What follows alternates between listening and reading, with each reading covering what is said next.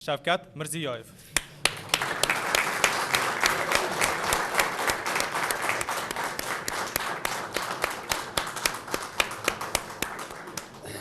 Bismillahirrahmanirrahim.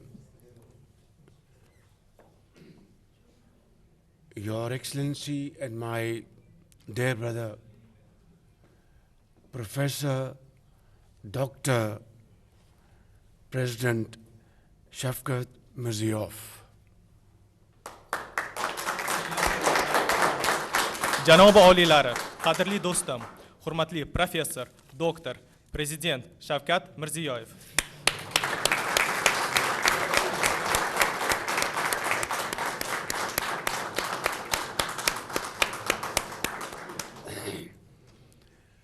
Honorable ministers and delegates from Uzbekistan and Pakistan, ladies and gentlemen, Assalamu alaikum and a very good evening. Hurmatli O'zbekiston va Pokiston vazirlari, delegatsiya a'zolari, xonimlar va janoblar, assalomu alaykum va xayrli kech. Excellency, we are extremely delighted to have you and your wonderful delegation in Islamabad, your second home. And this is your second visit to Pakistan in 4 years' time. Hurmatli janob oliylari, biz aytib o'tmoqchi edikki, sizni va sizni ajoyib delegatsiyangizni ushbu yerda Islomobodda sizni ikkinchi uyingizda ko'rayotganimizdan bag'oyatda mamnunmiz. Bu sizning Pokistonga bo'lgan ikkinchi tashrifingiz, xususan 4 yil ichida. I would like to avail of this opportunity, my dear brother, Mr. President, to congratulate you for being awarded the degree of professor and doctor by NUST University, Islamabad, Pakistan, for your meritorious services, your unwavering dedication and your commitment to serve not only our brothers and sisters in Uzbekistan, but your great contribution in promoting peace, progress and prosperity in the neighboring countries. Ushbu imkoniyatdan foydalangan tarzda qadrdon do'stim, janob oliylar, hurmatli prezident, sizni ushbu professor va doktor unvonini olganingiz bilan tabriklamoqchiman.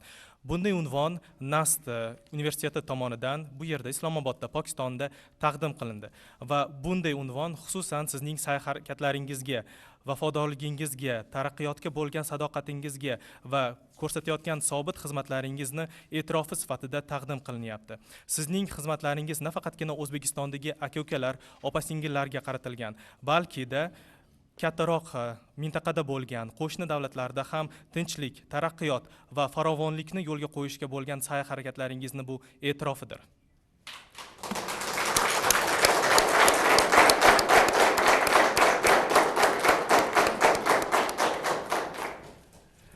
Your Excellency, I would also like to convey my heartfelt congratulations on being awarded the highest civil award of Pakistan, Nishan-e-Pakistan.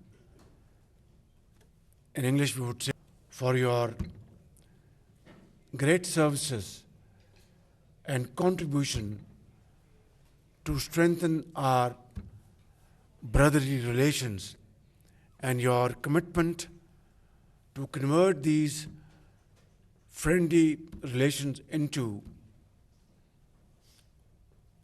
economic cooperation, trade, investment in various sectors of the two countries.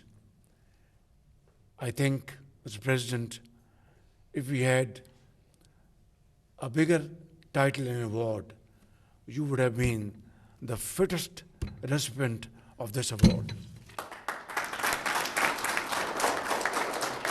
Hurmatli janob oliylar, ushbu fursatdan foydalangan holda men chin qalbimdan sizni yana bir bora Pokistonning oliy fuqarolik nishoni bilan nishonlanganingizni tabriklamoqchiman. Xususan bu nishoniy Pokiston, ya'ni Pokiston nishoni deb tarjima qilinadi. Bu sizning yuksak bo'lgan xizmatingiz uchun va shu bilan birgalikda qo'shayotgan hissalaringiz uchun, xususan ikki qardosh davlat o'rtasidagi birodarlik aloqalarini yanada kuchaytirish, do'stona aloqalarimizni turli-tuman yo'nalishlarga, xususan savdo, iqtisodiy rivojlanish, investitsiya va bundan tashqari yana ko'p sohalarga tatbiq qilayotganingiz uchun berilayotgan e'tirof nishoni hisoblanadi. Menimcha, agar bizning davlatimizda bundan ham oliyroq nishon bo'lganida, albatta eng mos keladigan shaxs bu siz bo'lardingiz.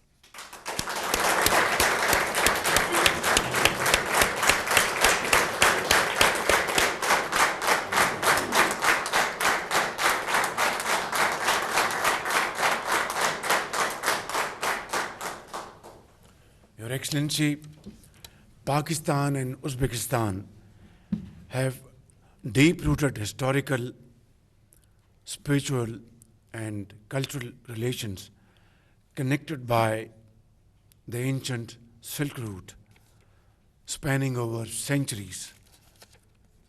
The Mughal legacy, originating from the Valley of Farghana and the intellectual luminaries of Samarkand and Bukhara, have etched a deep mark on Pakistan's history. Hurmatli janob oliylari, Pokiston va O'zbekiston uzoq muddatlik chuqur aloqalarga ega. Bu aloqalarimiz ruhiy, tarixiy va ma'naviy hisoblanadi va qadimgi zamondagi Buyuk Ipak yo'lidan boshlab turib, shu bilan birgalikda Mo'g'ullar imperiyasini oladigan bo'lsak, yokida Farg'ona vodiysi, xususan Samarqand, Buxoro shaharlarining intellektual yutuqlari Pokistonni tarixida katta o'rin egallagan.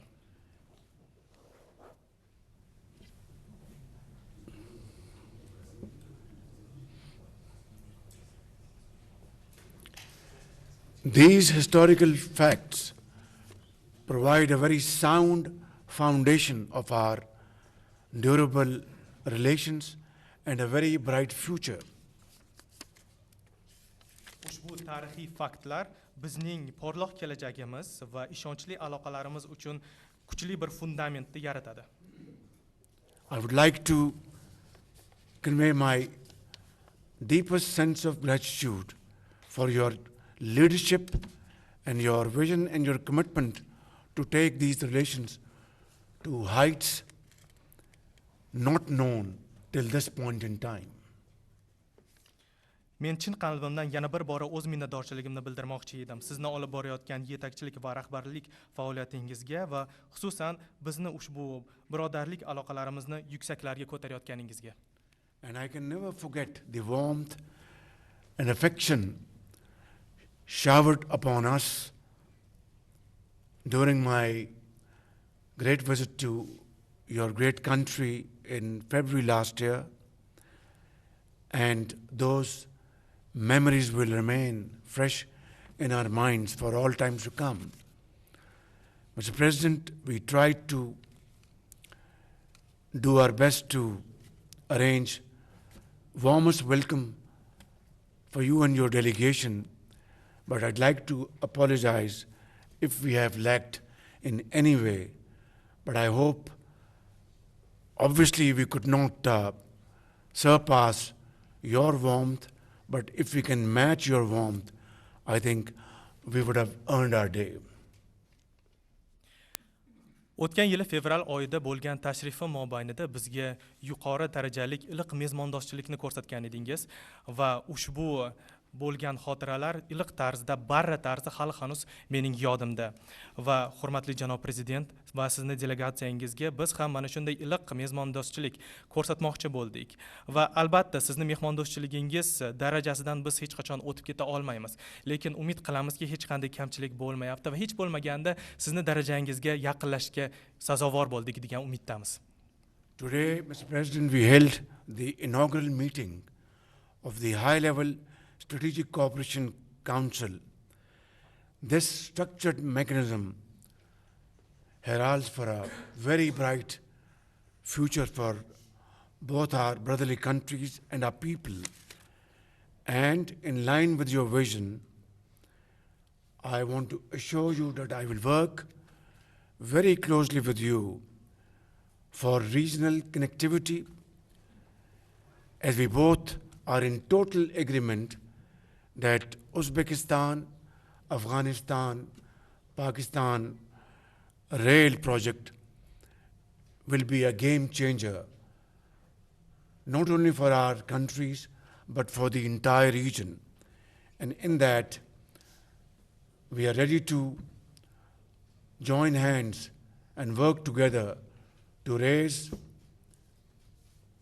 funds for this project on the basis of our feasibility and business plan.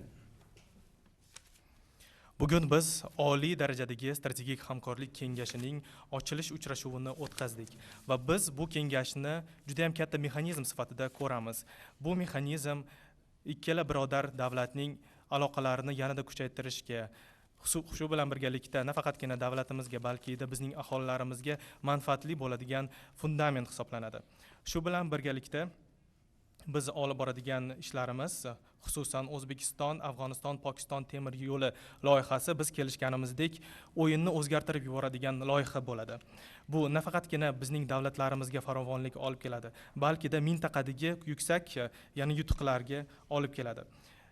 Hurmatli Janob Prezident, men shak shubhasiz yana shu narsani ta'kidlab o'tmoqchi edimki, biz o'z tomonimizdan qo'ldan kelgancha barcha sa'y-harakatlarni ushbu loyihani moliyalashtirishni yanada kengaytirishga qaratamiz va birgalikda ushbu yutuqlarga erisha olamiz.